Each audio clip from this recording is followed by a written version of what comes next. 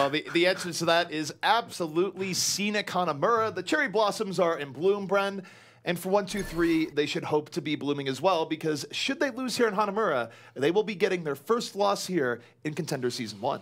They will indeed, and that will be that for them. I mean, this is the question. Can they pull it back here? Can 1-2-3 really turn this one around off the back of their win streak that they're currently gliding on quite nicely? I mean, we keep pointing out IPN as the real weak link. Maybe that's unfair. Maybe we shouldn't be putting too much pressure on the guy because he hasn't been playing too badly. It's just that Gigantti are a phenomenal team, been playing very well. But again, the question's raised. You know, I think we both agree. You know, what if Bok was playing for them? Would we be seeing a different turn of events? We likely would, and that's not even a knock on IPN per se as a player. It's just when you get used to playing around a player in your team, it takes some time to develop team synergy. There's only so much you can expect when you sub someone in, and there have been definitely flaws in 1-2-3 compared to previous weeks where we can tell that the synergy there is definitely a little bit lacking, but obviously it would be. I mean, he's subbing in. That's just how it works. Well, we're going to be moving into Hanamura for this one. Again, it is 1-2-3's map pick, so we'll see what they can do on it. Let's see if they can really turn this one around. Remember, they need to be winning this next map. That is the game plan here for them, obviously, for both of these teams, but much more important here for 1-2-3 to be taking this one here if they want to be really securing their playoff spot coming into the follow-up matches. Now, let's talk about compositions. They just popped up onto our screen. So 1-2-3 going to be sticking with a 2-2-2 dive composition. Double hit scan once again. Snillo on the Tracer. Fincy on the Soldier 76, where Gigantti going to be running Linksa on the Genji. What's your thought process on this one then, ZP, with this mix-up of DPS? I mean, it's pretty standard stuff across the board, but is there a particular reason they might be using the Genji on the defense? Well, it's a pretty standard dive defense, but also Gigantti, when they need big plays, they look to Linkser with the Blade. And it's more of a gamble than if you were to put him on a 76, but if Linkser is able to build up that early Dragon Blade, then you can use it to take a team fight a little bit after and really snowball on the defense. So it can be a little bit risky, but it gives Gigantti the ability to be a little bit more aggressive and definitely gives him more power when ultimates come into play. We're going to see them try and initiate in. 1-2-3 going to be trying to take the room area here, trying to get a kill as well there as Fraggy leaped in. I know as Hafiko tried to get the boop onto him to try and get him locked inside, but now they have secured the top flank, the top right area. See them try and rotate around and look for the entry picks. 1-2-3 right now, very healthy, able to get to this high ground, and now they're playing a little bit slowly. They know that they got through the entry without losing anyone. Now they want to make sure their engage is as clean as possible as they look in, and now Tonic, he's going to leap in, Fraggy's out of the fight, and that will be the signal to go for 1-2-3. Well, there you have it, the entry frag is there for them. Zappis with the D-Mech as well, means there's eventually an inevitability that they are going to be taking this first checkpoint, this first capture point. Linksa tries to answer it back, does bring down IPN. They are going to be certainly trying to do it as Davin just walks onto the point. We've also got, you see Big Goose with the Orb of Harmony on him, just rotating around, but Snillo is there with the kills, putting in the damage. When Big Goose getting forced down, it is just eventual timing ball for the side of Gigantti. Now, 1-2-3. Question is how fast and how hard can they really take this now into the second point of Hanamura? Well, we were talking about the Genji pick early on, and the unfortunate part for Gigantti is that they did lose that first fight rather heavily, but if they had won it, they would have the Blade up now, which they do. The upside is as you go to point B, Linkser now can use this to really ruin 1-2-3's day, where they're not going to have a Transcends to really full counter it, and all Linkser's going to have to do is wait for this entry sound barrier to fade, and then it will be his time to shine. There we have it. That's the go plan. That's the game plan, I guess, for 1-2-3 here. You see, just rotating around, just waiting for the essential pick-off here. And Fraggy was waiting up above. They're going to be trying to dive on him. Snillo has the pulse bomb, wants to commit it, didn't actually connect onto the target he was looking for. No, and you're seeing good patience here on both sides, but now Gigantti, they're going to invest in Transcendence here early on, but Linkser fell. He wasn't able to take advantage of it, and 1-2-3, they get the early pickoff, and yet Finzy getting booped and bopped around, and Winston is in hot pursuit. But while that's going on, the Winston isn't back on the point, and 1-2-3, they're getting some momentum. Big Goose did manage to connect that sound barrier up onto 4 players, so Gigantti can try and defend this, but you're rightfully so, ZP, that you mentioned. It is the momentum being accrued here by the side of 1-2-3, and the frags are just flowing for them right now, finding them bit by bit, diving the next target for them as they try and focus him down. He does recoil away in the nick of time. Can they continue this? Linksa now with the Dragon Blade, does bring down Fincy. Snillo going to be trying to even this one out. 2 HP, sends out the Pulse Bomb, does claim the kill, and they're still leaving this as it is. It's very even between these two teams. It's very even, but 1-2-3 still on the winning edge, getting every kill they need. Snillo, cleanup kill after cleanup kill. Shaz nowhere to go, immediately taken down. Gigantti on the ropes. That's why you see Linkser coming out as the May, gonna try and make it frosty here, or at least chill out just a bit, but he is under assault here. Everyone going on him. He falls, but he bought some time for Gigantti to get back on the point. We'll just see if it's enough. This is the danger zone for Gigantti because right now they're just having to use ults as soon as they get them. Shaz only just got that transcendence. He has to pop it off. Now Denny going to be using a soundbar. Disconnect it onto every member of 1, 2, 3.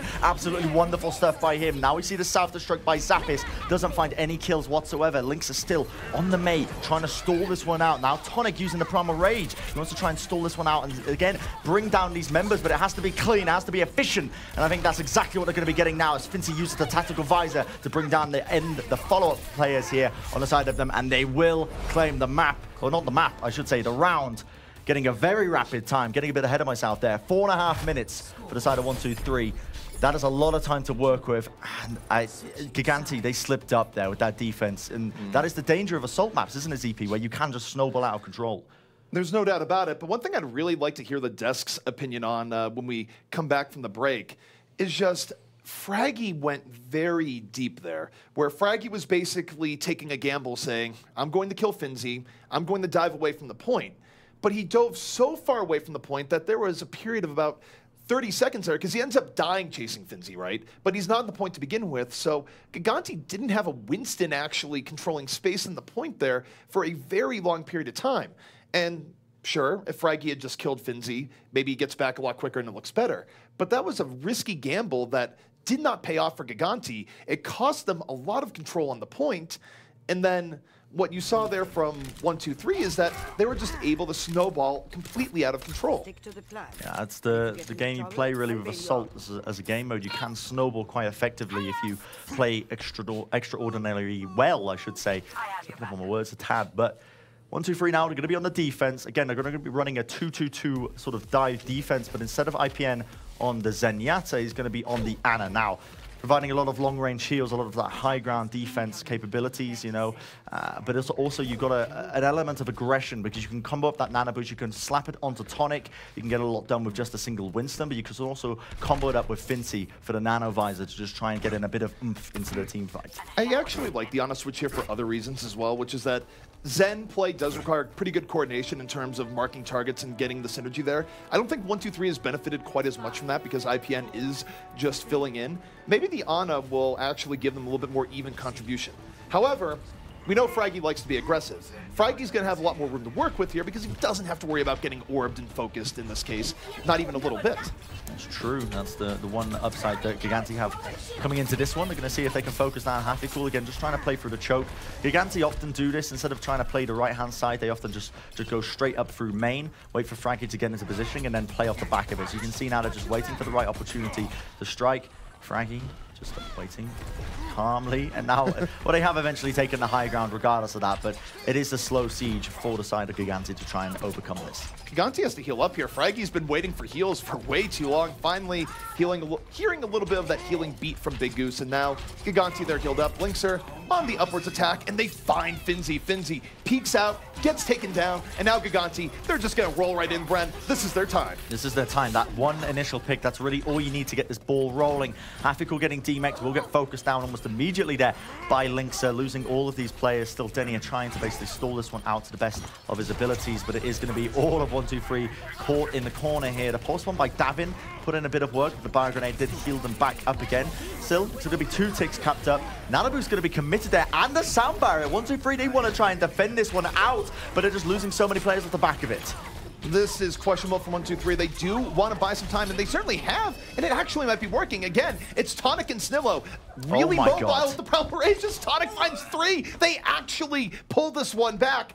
That is something you can't have happen if you're Gigantti. They let 1, 2, 3 off the hook. The amount of game sense that's required to make that decision, to use the Nano Boost, to commit the sound barrier as well, when they had already got 2 ticks and still win out that team fight, to have the knowledge they were going to win that team fight is crazy, because not many teams would be ballsy enough to make that call to try and commit full on to that fight. But 1, 2, 3, it pays off massively for them. And now Gigantti, they do have the ultimate to win this, but they really want this for point B. They're going to invest this, and they have to now just to take point A. Even if 1, 2, 3 loses this fight, which it's looking like they are, as Lynxer slices and dices his way through, This is still a win for 1-2-3 because this power was going to be facing them at point B. And Snillo, he still isn't bowing to the pressure here. He still says, I don't care if you've used all these ultimates. I might be able to bring this back. I mean, the self-destruct coming in, Hafikul's going to delay them off the point for the time being, but at the end of the day, I don't think you can ever count 1-2-3 out when Snillo is still on the playing field, still has that pulse bomb in hand. Picked up 2 solo kills with the Misfit, bought so much time for his team to come into this now, and we do see it's going to be Fincy using that tactical visor, getting nothing from it as Zappis is still in the mech as it stands. But again, no capture point at all. They haven't even got it. The self-destruct by Zappis will claim the kill there onto Fincy. Will this be enough CP for them to claim this point? Right now, Gigantti is trying. They've had to invest pretty much everything in here. It's gone from bad to worse in terms of investment, and they don't even know if they're going to get point A at this rate. They're fighting back and forth, but Snell has been the X factor for 1-2-3, constantly getting kills in the back. Both Lynx are building up another blade. Finally, this might go the way of Gigantti, but it's not there yet. No, it will get staggered out as well. Denia will eventually buy a bit of time for his team. Fincy's also in the fight, but he will eventually get taken down as well. But Snillo, might I remind you, Snillo's still in the back somewhere. Like, this guy has not died at all. He got the D-make onto Zappis. He's forced out Big Goose's sound barrier once again. And even though they do have the point, Gigantti, they had to work so hard for that. 1-2-3 now are going to be sitting on an altered advantage pretty significantly. IPN has that tactical visor. You know, they can use that onto Tonic now coming into this fight to try and clean up. Gigantti, they've got a bit of a hill to climb. They have a bit of a hill to climb, and they don't have the tools that they really wanted to go in the second here. 1-2-3 just drain them heavily. They get the early pickoff on the IPN, but the people aren't in position to immediately take advantage of it. Davin gets the pulse bomb, but the rest of Gigantti still a bit far out as he gets whacked by Stillo right into the face. That will certainly end this here for Gigantti. That's the definition of outplayed right there. Losing the 1v1 to Snillo in style. And will be, as you mentioned, the follow-up there. 1-2-3 can safely just play aggressively, pick off these, follow up these remaining players. And now they can set up for the defense. You know, Tonic now is sitting on top of his own Primal Rage. We see Denia also almost with that sound barrier. Gigantti have the advantage in that they've got 2 defensive support ults to work off. But the question is they need to get a clean team fight off the back of it, whereas 1-2-3 have a lot of offensive capabilities with the Nano Boost and it's double his scan. And don't forget, 1-2-3, they're playing with the house money right now. They're guaranteed a better time than Gigantti to begin with, but they just want to take this for the win. Gigantti going for the high ground, but heavily contested here by 1-2-3. 1-2-3 not giving up as easily as some teams do. Fraggy leaps to the back, still getting healed, but he's got the Primal Rage soon if he wants to stay alive. Yeah, Havikul getting D-mech'd is actually very imperative to this push by Gigantti, because that means no more defense matrix for this fight. Self-destruct gets sent in onto the back lines. Tonic will end up falling again. Now we're going to see the ults being used. Shaz with the Transcendence trying to keep his team alive. Denia focused down, not even a single chance for him. Pulse bomb by Davin will get 8 up in the midst of this fight, but still it continues as Gigantti push forward with the sound barrier. The barrier hitting all 6 players. Everyone's still alive here for Gigantti. This is where you get to the chokeout phase in the Salt map, where 1-2-3 is looking for a miracle. But Bren, the man of miracles so far has been Snillo. So long as Snillo is up and alive and is about to get a pulse bomb, there's a chance. He gets Linkser. Now the bomb is up. Snillo, show me more. He gets Shaz. He's still doing it right now. Snillo's still a threat. He might bring this back for 1-2-3 yet.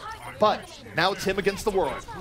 It is quite literally one man against the world. Hafikul has respawned. He can stall this out for the round with his team. He's got the defense matrix there as well. Fraggy's desperately searching for the kill. Snillo trying to survive. 1 HP. Davin tries to go for him, but Fincy's there. The damage is done. Denia finds the kill onto him in the end, and this is actually ridiculous because his defense is looking done right now for the side of 1-2-3. They have absolutely destroyed Gigantti. Gigantti thought they had that in the bag, and they almost did, but they just weren't counting on the Snillo factor. All right, so what I have determined here is that Snillo is actually the Highlander. Linkser needs to swap to Genji immediately and cut his head off with a sword. It is actually the only way they're going to deal with him because Snillo just ran the gauntlet there. Able to stay alive against all odds, got the crucial kills necessary, and even lived with about 1 HP there towards the end. This has been a masterclass by Snillo as Gigantti is now down to their final minute 30 with very little left in the tank, but they will have a barrier up soon. Entry frags is the name of the game right now for Gigantti. They need a kill to sort of entry this in. And right now it is 1-2-3 playing reasonably aggressively with this defense, just holding into the high ground. The pulse bomb gets sent out there by Snillo. Damn it, that's not great at all, lad. What's going on there? He's trying to land the pulse bomb and try and rock climb off the back of it to avoid himself falling off. And again, not quite working out. Snillo answers back. Linkser will fall. And this push, again, dead in the water for Gigantti. I never thought I'd see anything sadder than me hiking the other day, but Davin's attempt there, that was pretty bad. That was not a good pulse bomb in the least. And now 1-2-3 on the verge of taking Hanamura, and going on the path to perhaps evening up the series. Gigantti, though, they do have some tools for this final push. We'll see it's enough. I think entry picks here are the name of the game here, Bren, where if they can get an entry pick, they have a chance. But if they can't contain Snillo, it'll be all for naught. Gigantti's advantage is that they've got 2 defensive support odds. If they chain them correctly without getting baited out by 1, 2, 3, they can 100% take this one out. And they're not initiating in just yet, but now we see Gigantti, Big Goose, using the sand barrier, connects onto multiple players. Frankie going to be just kind of keep alive at the top. And these kills, this is brilliant for them right now. They brought down Denia, meaning, again, no more sand barrier for this fight. Davin answers back with the kill. Snillo has been brought down 2 ticks already. Happy Tool sending out the self-destruct, tries to stall this one out. Linkser needs to be dealt with on the back lines. Stall is the name of the game here. Linkser is booped and bopped around. Tonic is buying a lot of 10 at the Primal Rage, and that's going to be enough for the threat himself to get back in the fight. Snillo is rejoining here, and it's Half-a-Cool that's gotten the 2 crucial support pickoffs here to really remove Gigantti's backline, healing, and now Gigantti, they can't sustain. They're getting poked down from all ends. The 1, 2, 3 respawns are coming back in, and Gigantti on the verge of losing Hanamura. We're in overtime, the time is ticking down, and 1, 2, 3, they're still in this, Bren. There you have it. They have fought tooth and nail to try and make it back with this map at least. Hanamura Assault seems to be their game mode to play, their game to win. Now, the question is, can they continue us up for the next map and potentially take it to a best of 5? Because that's what 1, 2, 3 are going to be aiming for now. That is the game plan moving into this one. Gigantti, although they played well, you could definitely see 1, 2, 3 sort of getting back into the swing of things, into the previous week's performances. Maybe IPN just needed a bit of time to warm up, because definitely the ult usage I was very impressed with on the side of 1, 2, 3. Much more so, but the fact that their shot calling, their teamwork, the fact that they recommitted. Remember back to that first point defense on Hanamura. The fact that they had the balls to recommit into that fight with sandbarriers, with ultimates, and stall enough time from Gigantti. That's the true makings of a good team. Well, for me, the key to the 1, 2, 3 stall more than anything else was the crazy plays we're seeing from both Tonic and Snillo, where both of these players have an uncanny knack for staying alive, way beyond their limits, where if it's not Snillo, it's Tonic coming in, whether with Primal Rage or not, buys enough time where that gets Snillo back in the fight, where, guess what? If you finally kill Snillo, it gets Tonic back in the fight. So you had this really cool back and forth between them that was really just hurting. Yeah, I mean, Tonic, again, another standout player for the side of 1, 2, 3, really makes me curious. I mean, moving into this next map, what are we really going to see from Gigantti? Are they going to be turning this around, or 1, 2, 3, will they strike back? Well, we will find out. We're going to be taking a quick break, and we will be heading to map number 4 to decide the series.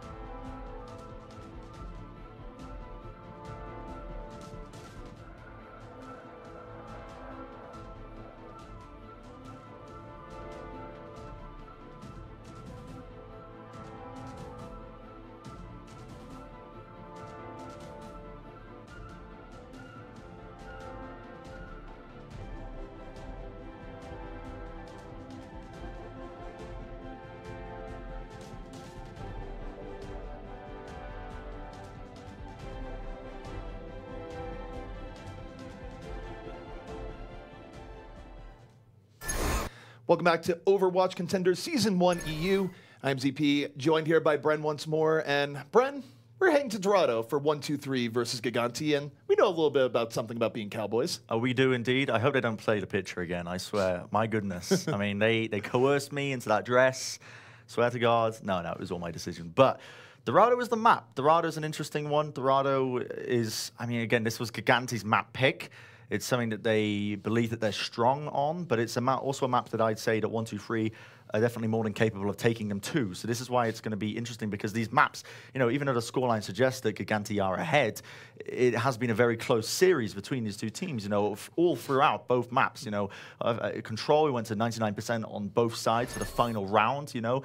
Even Eichenwald was taken to all the way to the lengths almost, even though it only went to the streets phase, you know, we did see it go back and forth between the two teams. And now we're heading into Dorado, a map that you can snowball off quite effectively, but a lot of teams, they do fail to sort of slam it into the home goal, I guess, towards the end of the point. They do, and Dorado is very interesting because you can have good defenses in Courtyard, though usually teams are able to get through. You see a lot of variations in team composition switch-ups into Streets phase, which demands more verticality.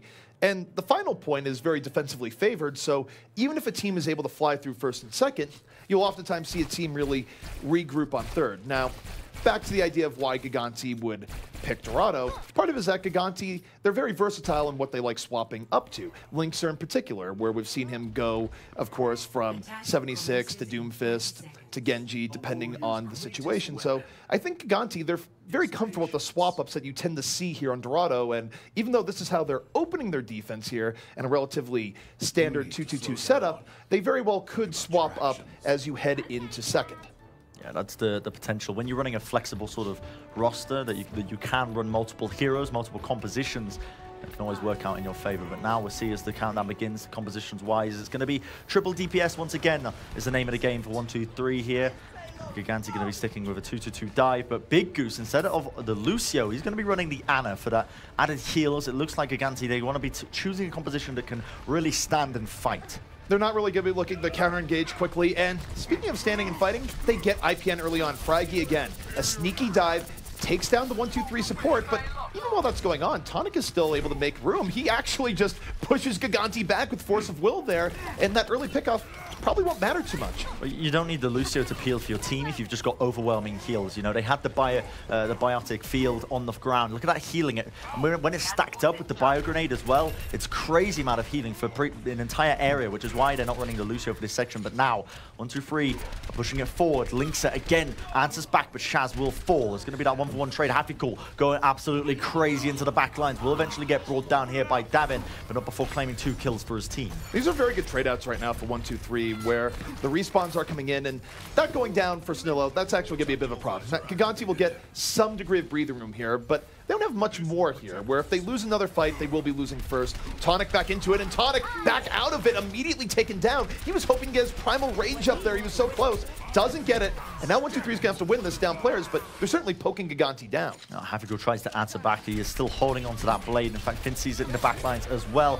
But Davin tries to say something about it. Hafico whips out the blade, but it's going to be met with a trans. And it's Linksar! He walked around the corner. He was not expecting Happy in the slice. He's like, you're right, pal, don't mind me. Just taking my Dragon Blade for a walk, and just slices him down with no problems at all. Gigantti now trying to answer this one back, but already losing so many players. You know, Fincy will get slipped up, but again, it doesn't really matter at the end of the day when the kills are just flowing in right now for 1-2-3. Bren, I kind of question Haficool's early education and really the parental influence, because I was always taught not to run with knives, and I think that threw Linksar off when what do you see? But Haficool just casually running up to you with the biggest of knives, a Dragon Blade sword. So 1-2-3, able to get through there. Nothing too crazy, but still plenty of time as they go in the second, and that's big for Snillo. He gets an early kill. That's going to give them breathing room. Again, yeah, these entry kills are absolutely massive. Tonic also needs to try and survive here. He's falling incredibly weak. In fact, that prompts Gigantti to play aggressively into them, but all it's done is force the positioning as Shaz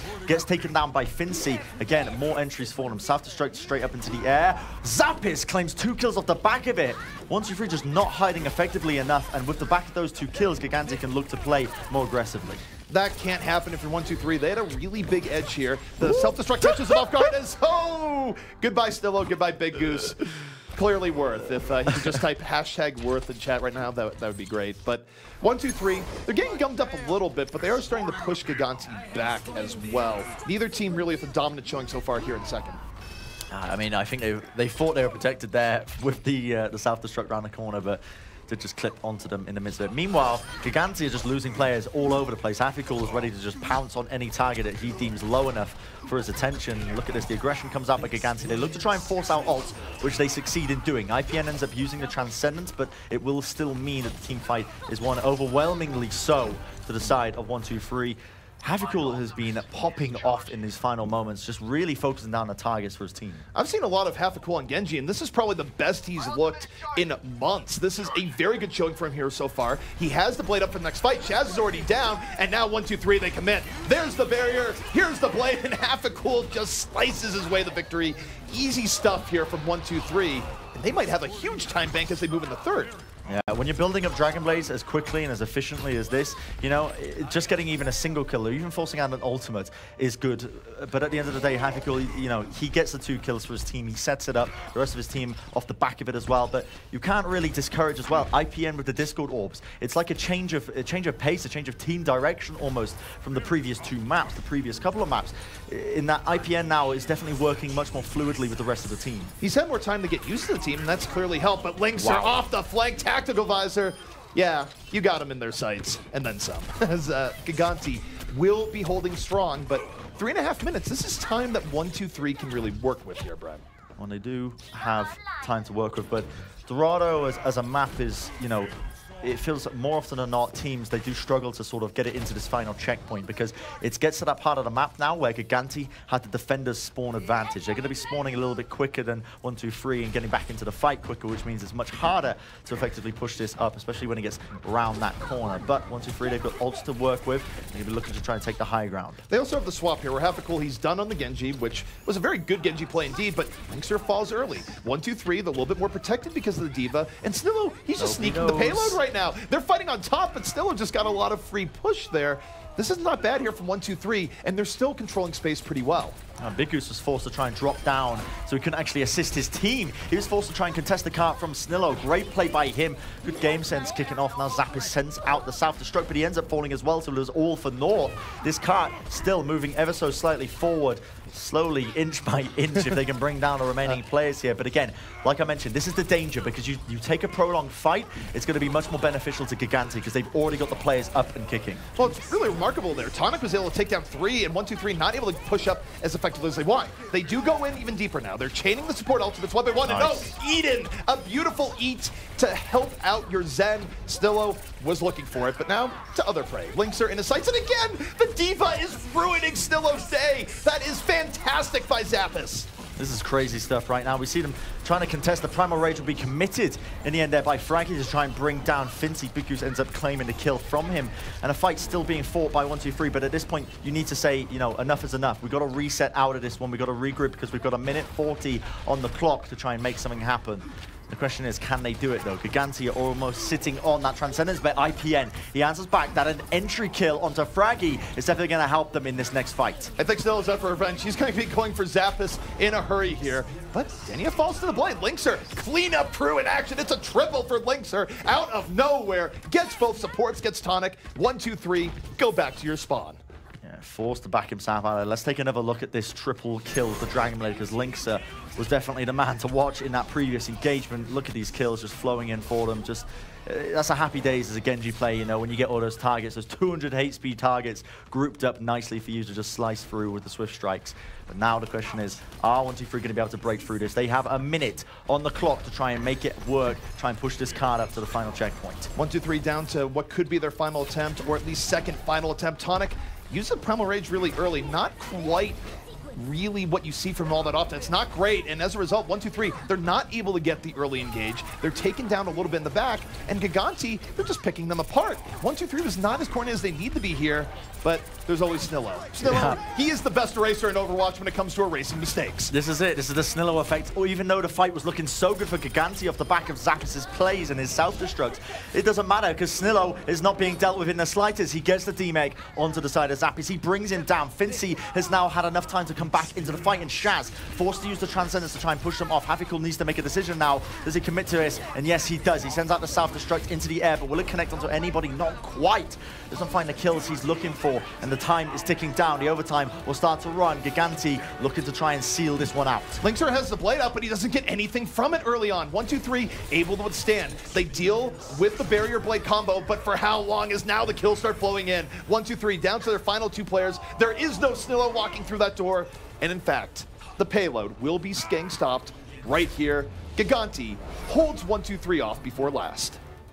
I gotta say, for Team Gigantti, the one person I've been super impressed with on the D.Va is Zappis, because his self-destructs throughout this map have been really paramount in them taking rounds and taking wins. You notice in the final push, that final fight, his self-destruct managed to claim the entry kill onto Fincy, which definitely helped them out. You know, when you remove the soldier from the high ground, one less thing to worry about. But also, previously, he's getting multiple kills with his self-destructs, even forcing the positioning in excellent ways. You can really tell that he's put into practice on that role. Well, Bren, we're going to come to blows here because I want to praise a different part of Zappis' gameplay. I'm not looking at the flashy self-destructs.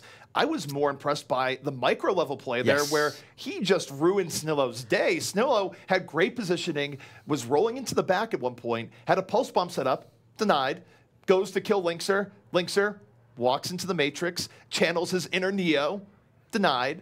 And Zappis was just really being an obstacle that Snillo had to deal with every time, which limited the explosive support pickoffs that he would otherwise be getting.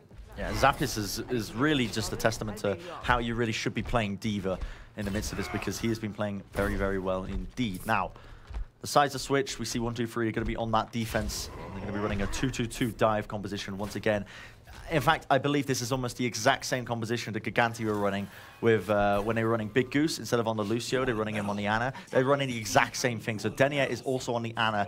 You know, I mentioned it briefly as to why this is effective, but it also means that if you get peeled on, if the Winston tries to jump on you, all you got to do is lay down the bio grenade, lay down the biotic field, and suddenly you've got heals for days. Especially, you know, you don't need the Lucio or you don't need the Lucio boop to peel, because you can just stand your ground and fight. And what I'd like to see from 1-2-3 is definitely a little bit more aggression than we saw from Gigantti, because even though Gigantti was running the stand and fight comp as well on their defense, they kind of got pushed pretty easily back in the courtyard. There wasn't much pressure coming in at the beginning, and there wasn't much pressure into the archway. I think when you play this, you need to really commit to it for better or for worse, and at least give yourself time to run back. But now 1-2-3, they're in the defense, and Gigantti now looking for a way in. That was a nice little play by Hafikul. It was easy to miss, actually, but Fraggy went to initiate there, and Hafikul saved his boost to try and boop him back, which he succeeded in. And in fact, they've already picked up that initial entry kill, which is massive for them, because now that's going to set things back even further. 1-2-3 can afford to just, you know, take a chill pill as it stands, you know, just back off for the time being, just relax and get the positioning again. But notice the difference between these two defenses. Gigantti is playing this further back. 1-2-3, they're holding their ground more heavily. Now Gigantti, they do go for a really heavy dive, but 1-2-3, they fight power for power. They're not giving up the ground that Gigantti did, and it's working out for them here. They're able to push back this dive, and now they move right in. This is a much better defense so far from 1-2-3, utilizing the same comp that Gigantti did. Yeah, Gigantti tried to initiate in onto the back lines with both Zappis and Fraggy. You know, they were trying to use that defense matrix to eat up the bio grenade from 1-2-3, but they were just off the timing on it. Denier managed to get off the bio grenade and won the, you know, the follow-up fight. Now Tonic again evens it out. Fraggy does manage to get the D-Mech here with the help of Davin, and Hafikul will fall, which means his kills are flowing for him, but Snillo tries to answer back. We'll get the D-Mech there onto Zappis. Again, important pickoffs for them, because it means no more defense matrix for the fight. And that's really big for 1-2-3 as well, because it was looking like Gigantti might have been starting to bring a snowball in their favor, but what do you see? It's Tonic and Snillo again, who buy 1-2-3 a lot of time. 1-2-3 still has to back out more than they have here so far, because they're waiting for the respawns to come in, but they've bought a lot of time here, and Gigantti might have to invest a lot just to get through courtyard. Well, yeah, they're trying to take the high ground here up around this corner, but they're just not really counting on this peel. And look at this, now the Nano Boost is going to be used onto Tonic to try and force out a few ultimates. In fact, he succeeds. Shaz ends up using the Transcendence a little bit earlier than they perhaps liked. And then at the same time, Fraggy with the Primal Rage trying to buy as much time as he possibly can, but he will eventually get brought down. The Discord Orb is on him. He does deal with Denier, and IPN ends up falling. Both supports gone, which means actually this fight is going to be one for Gigantti. Note, though, that as Gigantti was winning this fight, they weren't getting any payload pressure. 1-2-3 was very mindful of the objective here, so finally the fight ends, and now the payload moves, but 1-2-3 is giving themselves a chance to get back in. Now, I think they're probably going to just get wrecked when they come back in here, but they will draw ultimates out of Gigantti, and that's still somewhat of a win. We'll see what 1-2-3 does, though, because they are coming back into this point. Here we go. The initiation comes in from Hafikul as he sends the self-destruct in, and he finds the kill onto Lynx. So that's the one they needed with that ult in Dragon Blade. It's being evened out as it stands. Tonic is on the back lines, but Davin tries to answer back. He's got the one clips ready, and he is on fire. The man building up pulse bombs for days, and they do manage to secure out this first checkpoint. It was a cutesy play by 1-2-3, tried to initiate in with Hafikul's self-destruct, try and force the positioning. Almost worked for them, almost. But unfortunately, they weren't counting on Davin. This was good for 1-2-3, though. Gigantti, they had to invest the barrier, they had to invest Blade, they had to use more resources than they wanted to finish it out, and now you have some swap-ups here from 1-2-3. Hafikul swapping to the Genji to take advantage of the verticality here in second. But now Davin, he's looking for a big moment here. Into the back line, the Pulse Bomb Man doesn't stick!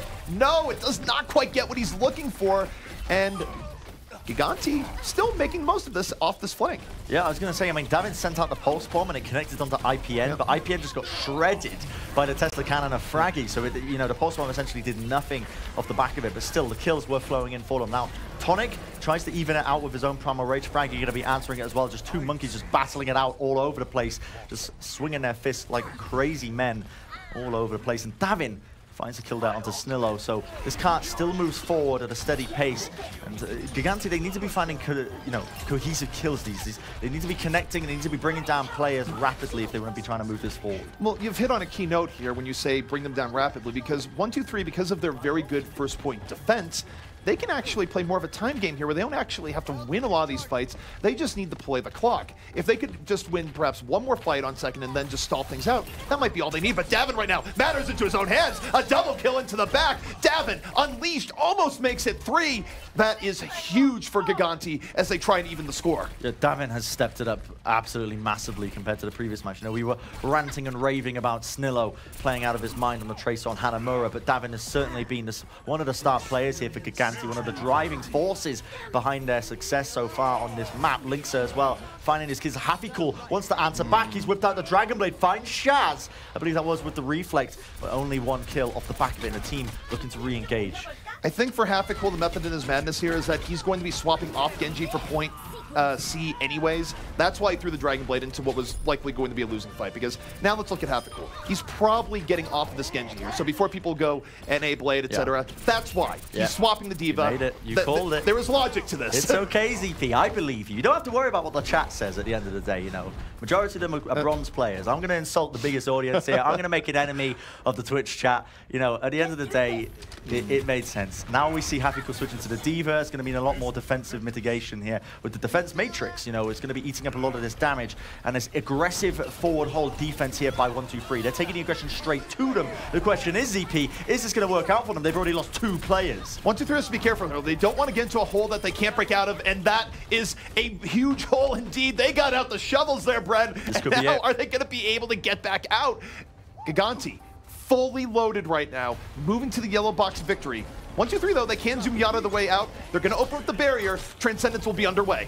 They do have, as you mentioned, the 2 support ults to work off the back of it. IPN still holding on to his Transcendence right now. Tonic trying to buy as much time as he possibly can with the Primal Rage, just swinging his fists in the closed quarters, trying to put in as much damage as he possibly can, but no, okay, thank goodness. I thought we were about to witness the card just going to be slowly moving in, but Linkser, again, the Dragon Blade now coming out is going to be met head on here with Gigantti's own Transcendence. An important note here, ZP, is that IPN, he fell without using the Transcendence. That's really big for Gigantti, but they have to take advantage. Snillo is still the threat. He found Shaz after the Transcendence. He's still buying time, and IPN, he's going to be soon to the point here in just a moment. He's coming out of spawn. The Zuyata needs to come in right now, and there it is.